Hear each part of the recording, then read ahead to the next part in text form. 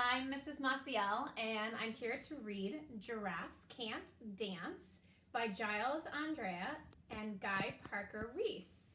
So this is one of my favorite stories I read to my children at night, so I hope you all enjoy it. Giraffes Can't Dance. Gerald was a tall giraffe whose neck was long and slim, but his knees were awfully crooked and his legs were rather thin. He was very good at standing still and munching shoots of trees, but when he tried to run around, he buckled at the knees. Now, every year in Africa, they hold the jungle dance, where every single animal turns up to skip and prance. And this year, when the day arrived, poor Gerald felt so sad, because when it came to dancing, he was really very bad. The warthogs started waltzing and the rhinos rock and rolled. The lions danced a tango that was elegant and bold. The chimps all did a cha-cha with a very Latin feel, and 8 baboons then teamed up for a splendid Scottish reel. Gerald swallowed bravely as he walked toward the floor, but the lions saw him coming and they soon began to roar.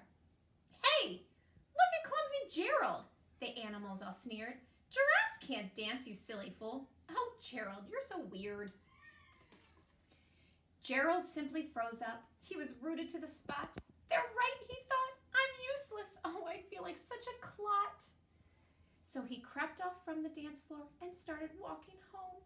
He'd never felt so sad before. So sad and so alone. Then he found a little clearing and he looked up at the sky. "The moon can be so beautiful," he whispered with a sigh. "Excuse me," coughed a cricket, who'd seen Gerald earlier on. "But sometimes when you're different, you just need a different song." "Listen to the swaying grass and listen to the trees. To me the sweetest music are those branches in the breeze.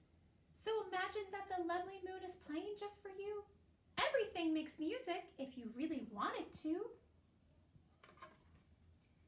With that, the cricket smiled and picked up his violin. Then Gerald felt his body do the most amazing thing.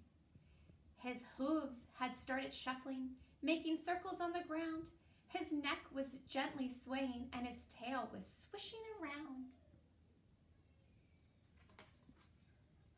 He threw his legs out sideways and he swung them everywhere. Then he did a backward somersault and leapt up in the air.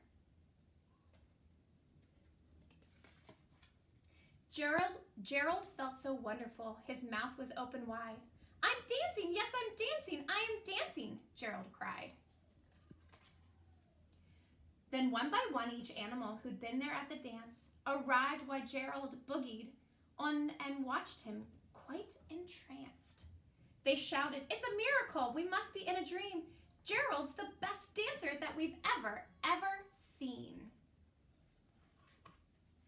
"How did you learn to dance like that? Please, Gerald, tell us how."